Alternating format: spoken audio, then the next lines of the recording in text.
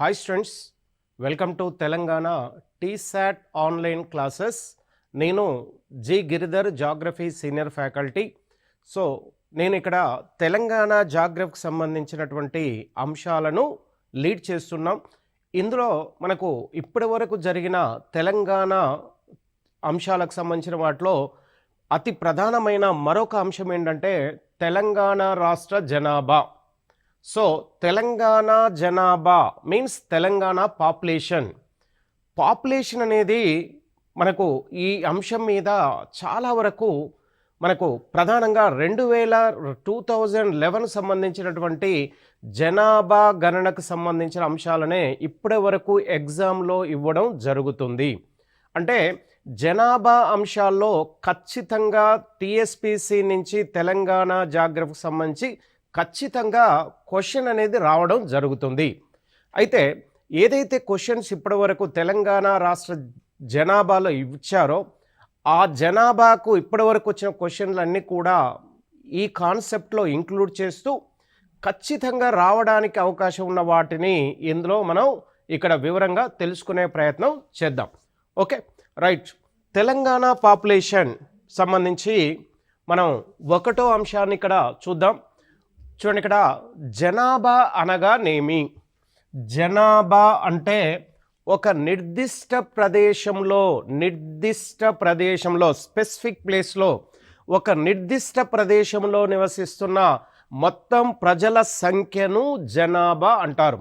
అంటే ఏదైనా ఒక భౌగోళిక ప్రాంతంలో ఒకే రకమైన భౌగోళిక అంశాలున్న ప్రాంతంలో ఎవరైతే ఎంతైతే జనాభా ఉంటుందో ఆ జనాభాని ఆ సంఖ్య మొత్తం ప్రజల సంఖ్యని జనాభా అనే పేరుతో పిలుస్తారు.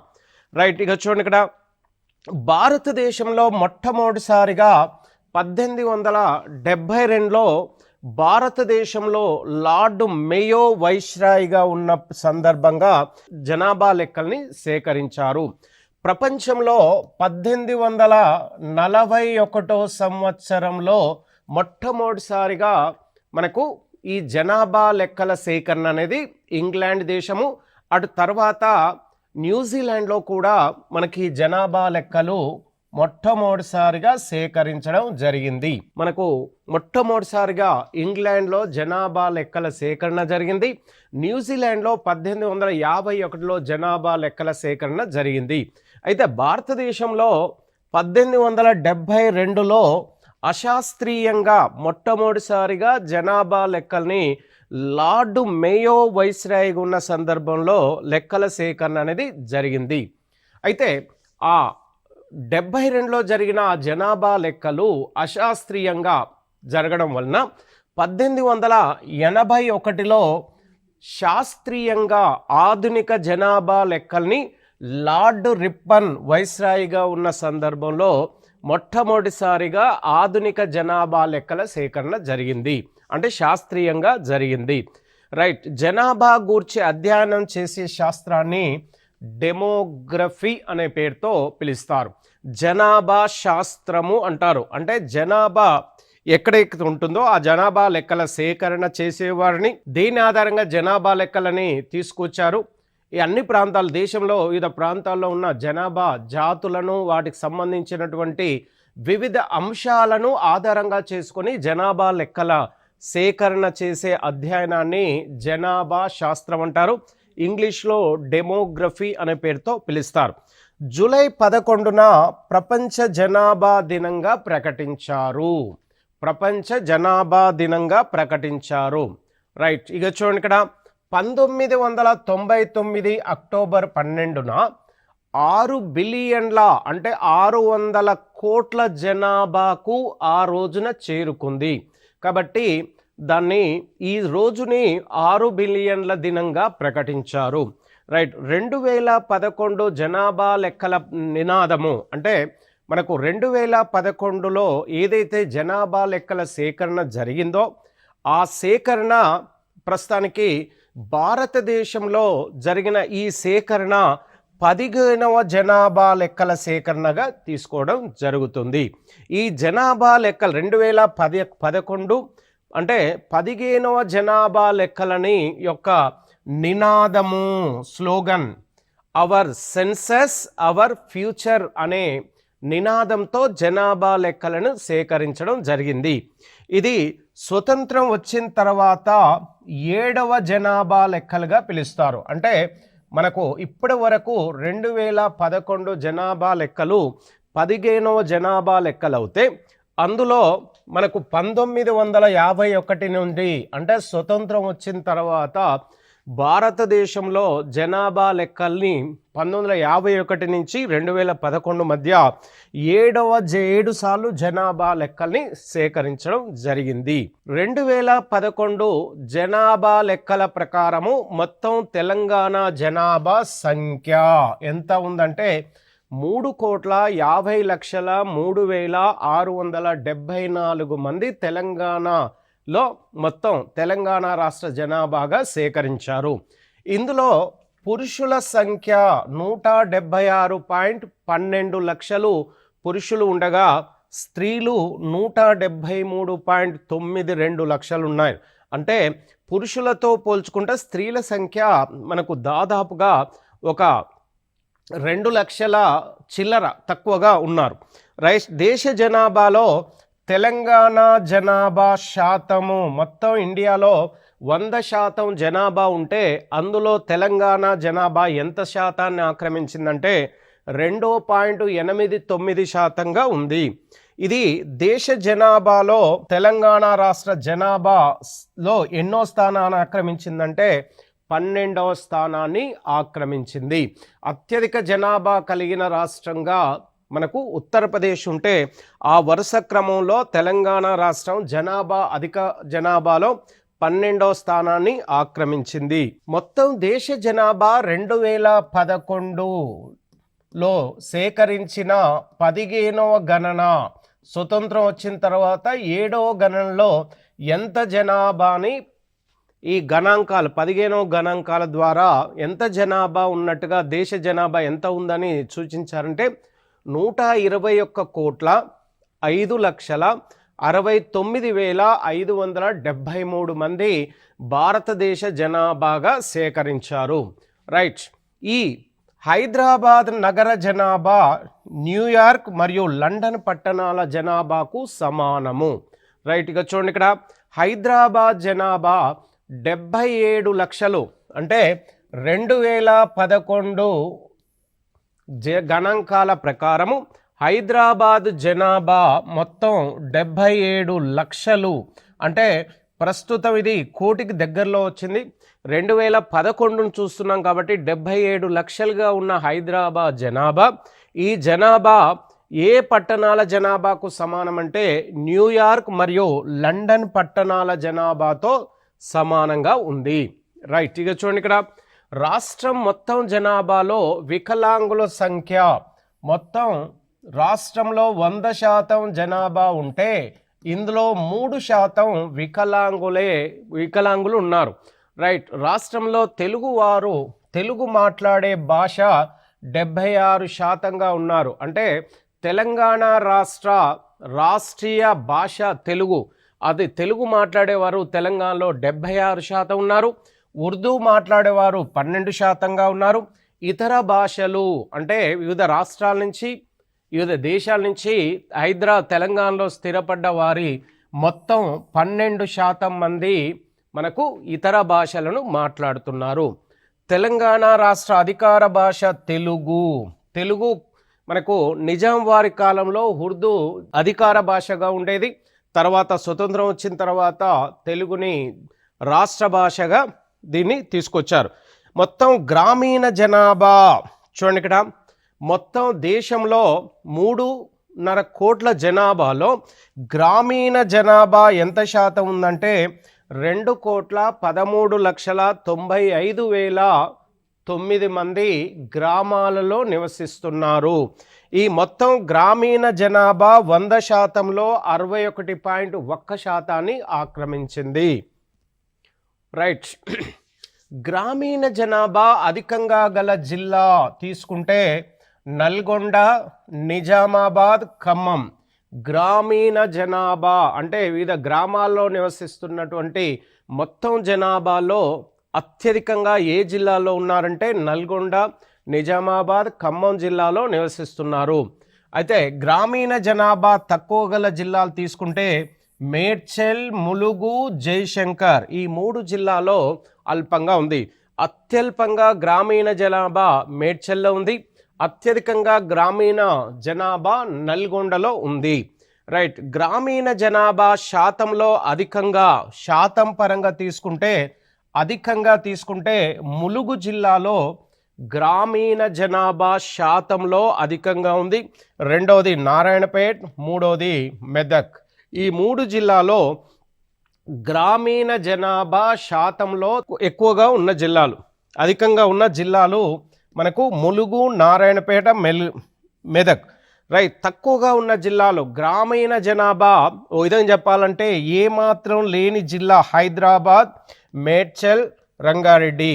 ఈ 3 పట్టణ జిల్లాలుగా, పట్టణీకరణ అర్బన్ డిస్ట్రిక్ట్గా వీటిని పిలుస్తారు. కాబట్టి ఎక్కువగా పట్టణ జనాభా అధికంగా ఈ 3 జిల్లాల్లో ఉంటే గ్రామీణ జనాభా అత్యల్పంగా ఉంటుంది. రైట్. పట్టణ జనాభా మొత్తం 1,36,08,665గా 2011 గణాంకాల ప్రకారము ఉంది. ఇది మొత్తం రాష్ట్రంలో మొత్తం గ్రామీణ జనాభా, పట్టణ జనాభాలో ఎంత శాతాన్ని ఆక్రమించిందంటే 38.9%గా ఉంది. రైట్. అధిక పట్టణ జనాభా గల జిల్లాలు తీసుకుంటే హైదరాబాద్, మేడ్చల్, రంగారెడ్డి. అంటే ఈ 3 జిల్లాల్లో గ్రామీణ జనాభా స్వల్పంగా ఉంది, పట్టణ జనాభా అధికంగా ఉంది. తక్కువ పట్టణ జనాభా ములుగు, నారాయణపేట్, జయశంకర్. ఈ 3 జిల్లాల్లో పట్టణ జనాభా స్వల్పంగా ఉంటుంది. పట్టణ జనాభా అధికంగా గల జిల్లాలో శాతం పరంగా పట్టణ జనాభా అధికంగా ఉన్నది. అంటే పట్టణ జనాభా అధికంగా హైదరాబాద్లో ఉంది. శాతం పరంగా కూడా మనకు హైదరాబాద్లో పట్టణ జనాభా శాతం అధికంగా హైదరాబాద్, మేడ్చల్, రంగారెడ్డి ఈ 3 జిల్లాల్లో పట్టణ జనాభా అధికంగా శాతం పరంగా. రైట్. శాతంలో పట్టణ జనాభా తక్కువగా ఉన్న జిల్లాలు ములుగు, నారాయణపేట్, మెదక్. ఇక్కడ కొంత మారుతూ వచ్చింది, ఇక్కడ శాతం పరంగా కొంత చేంజ్ అయింది. ఇది తక్కువ శాతంలో. రైట్. ములుగు, నారాయణపేట్, మెదక్ జిల్లాలో శిశు జనాభా అంటే 0 నుంచి అప్పుడే పుట్టిన శిశువు నుంచి 6 సంవత్సరాలు నిండే వరకు ఆ జనాభా, ఆ శిశువుని శిశు జనాభా వర్గం కింద నిర్ణయిస్తారు. అంటే 0 నుంచి 6 సంవత్సరాల మధ్య గల పిల్లలను శిశు జనాభా అంటారు.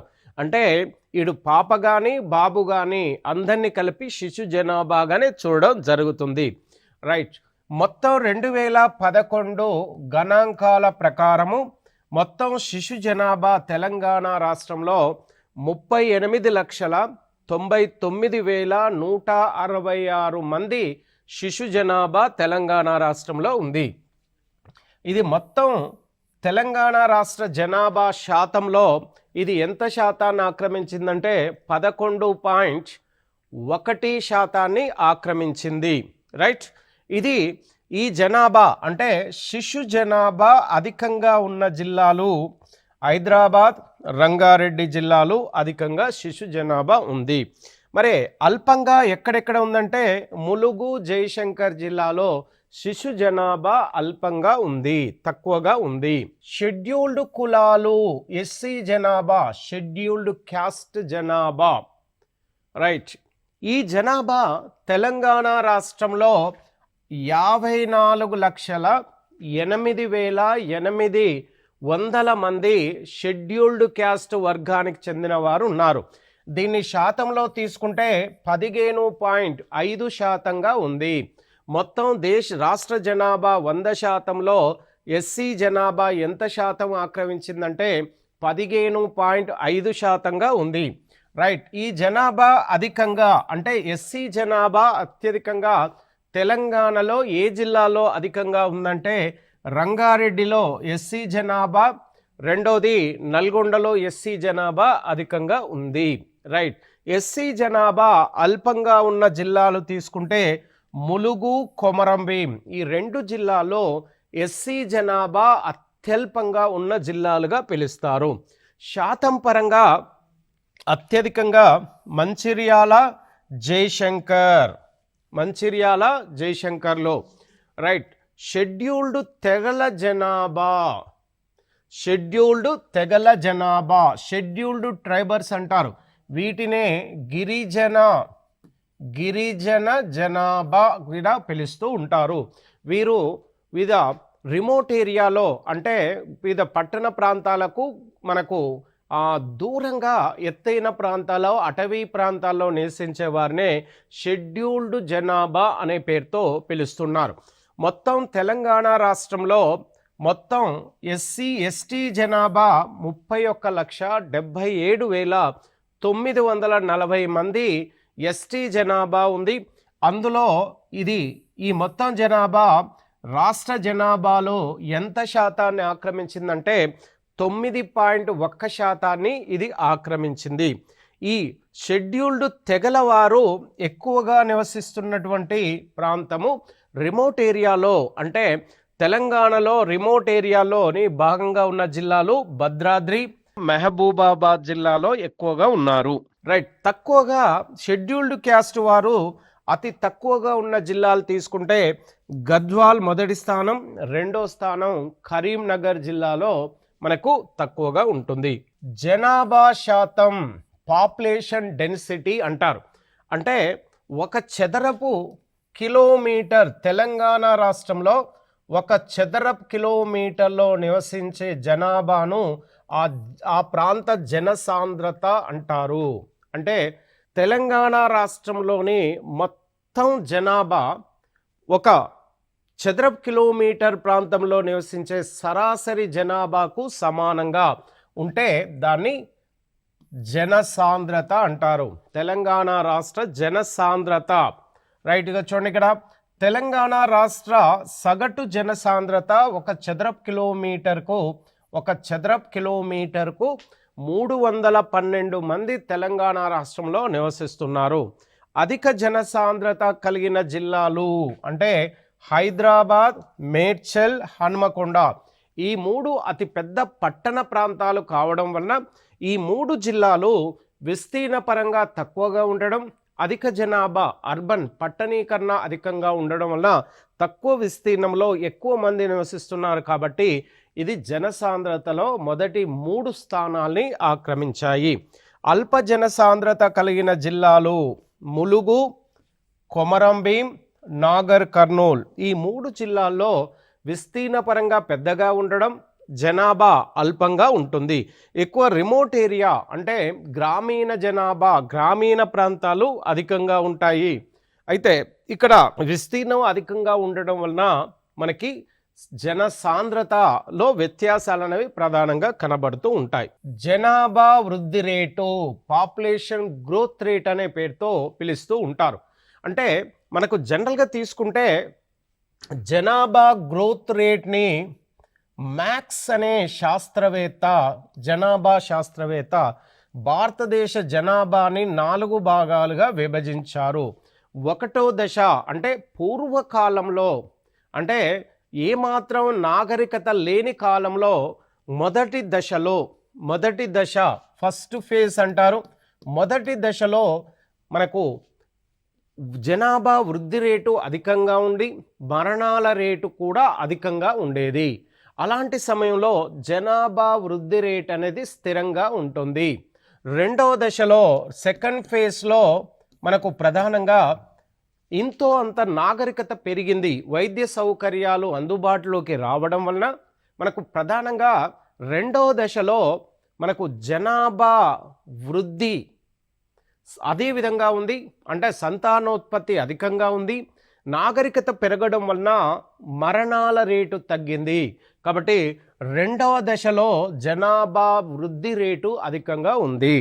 ఓకే, అదేవిధంగా భారతదేశం 2వ దశలోనే ఇప్పటికీ కూడా ఉంది. 3వ దశలో జనాభా మరి నాగరికత పెరగడం వలన ఇటు జనాభా వృద్ధి అంటే ఇక్కడ సంతానోత్పత్తి తగ్గింది, అదేవిధంగా మరణాల రేటు కూడా తగ్గింది. కాబట్టి ఈ జనాభా వృద్ధి రేటు స్థిరంగా ఉంది.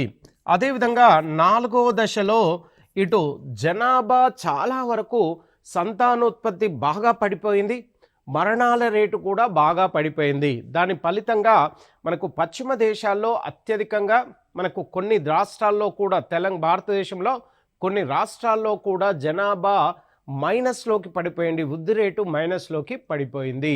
కానీ తెలంగాణ జనాభా, ఇటు భారతదేశ జనాభా ఇప్పటికి కూడా 2వ దశలోనే ఉంది అని చెప్పడం జరుగుతుంది. రైట్. జనాభా వృద్ధి రేటు ఒక నిర్దిష్ట ప్రదేశంలో నిర్దిష్ట కాలంలో పెరిగే జనాభాను జనాభా వృద్ధి రేటు అంటారు. ఏదైనా ఒక నిర్దిష్ట ప్రదేశంలో ఒక నిర్దిష్ట కాలము, అంటే 1 ఇయర్ కావచ్చు, 2 ఇయర్ కావచ్చు, 3 ఇయర్సే కావచ్చు, అలా నిర్దిష్ట సమయంలో పెరిగే జనాభాను జనాభా వృద్ధి రేటు అనే పేరుతో దీన్ని పిలుస్తూ ఉన్నారు. రైట్. చూడండి, ఇక్కడ 2001, 2011 దీన్ని 15వ జనాభా గణన, ఈ 10 సంవత్సరాలకు ఒకసారి భారతదేశంలో వివిధ రాష్ట్రాల్లో జనాభా లెక్కల సేకరణ జరుగుతుంది. అంటే 10 సంవత్సరాలకు ఒకసారి మనకు 1972 సంవత్సరం నుంచి కూడా ప్రతి 10 సంవత్సరాలకు ఒకసారి జనాభా గణన అనేది జరుగుతుంది. చివరి జనాభా గణన 15వ గణనల మధ్య తెలంగాణ ఎంత వృద్ధి పెరిగింది రేట్ అంటే 13.58% జనాభా వృద్ధి పెరిగింది. తెలంగాణ రాష్ట్ర వార్షిక వృద్ధి రేటు అంటే 10 సంవత్సరాలకు ఇంత వృద్ధి రేటు పెరిగితే దీన్ని 1 సంవత్సరానికి తీసుకున్నప్పుడు మనకు 13.58% 10 సంవత్సరాలతో డివైడెడ్ చేస్తే దీనికి ప్రధానంగా 1.4%గా ఇది వచ్చింది. లింగ నిష్పత్తి, సెక్స్ రేషియో అనే పేరుతో పిలుస్తూ ఉంటారు.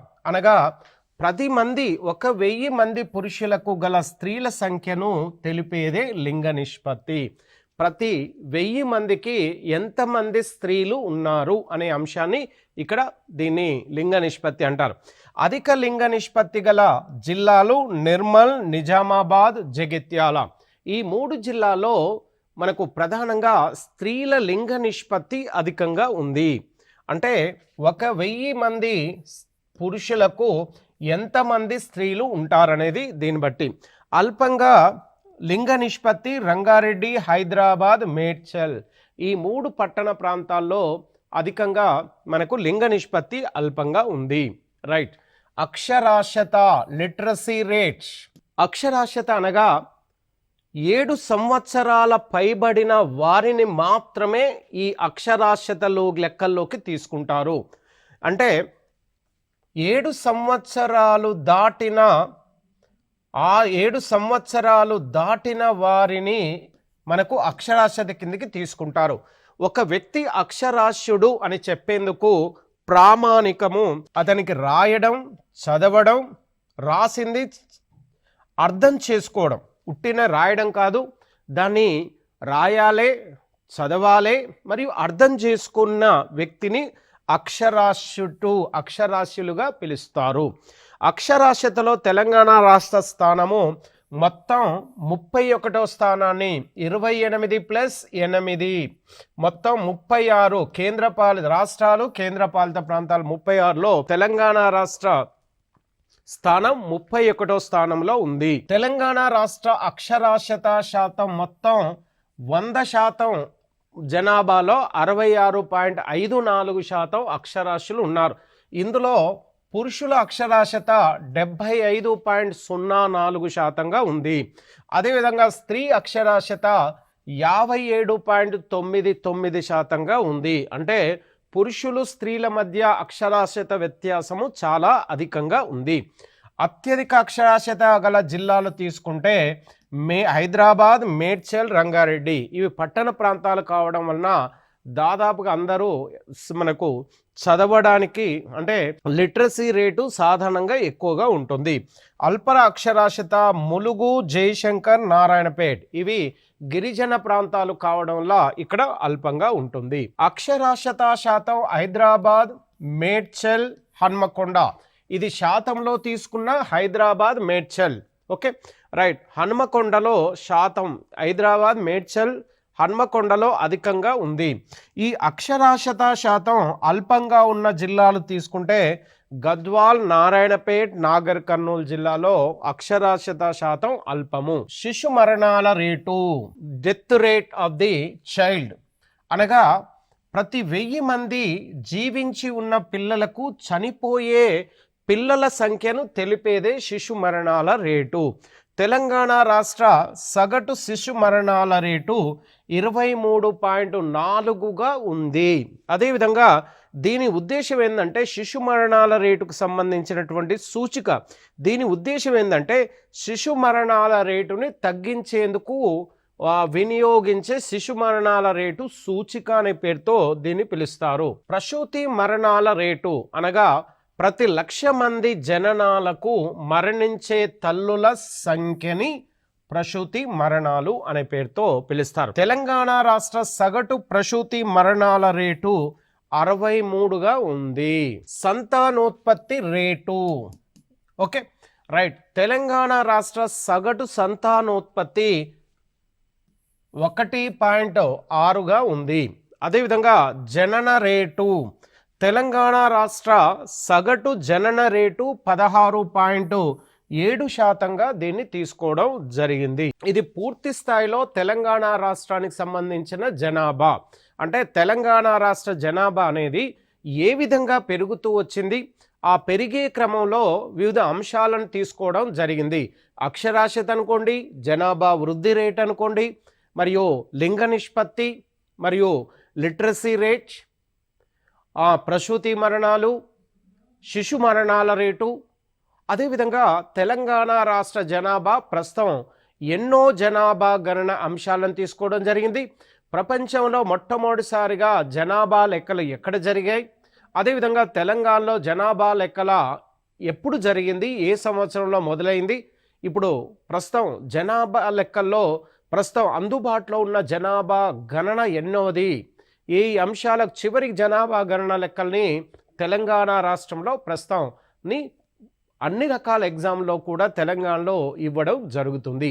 ఈ అంశాలకు సంబంధించిన లెక్కలని తెలంగాణ రాష్ట్రంలో టీఎస్పీసీ ఎక్కువగా ఇంప్లిమెంట్ చేస్తూ వచ్చింది. Okay right.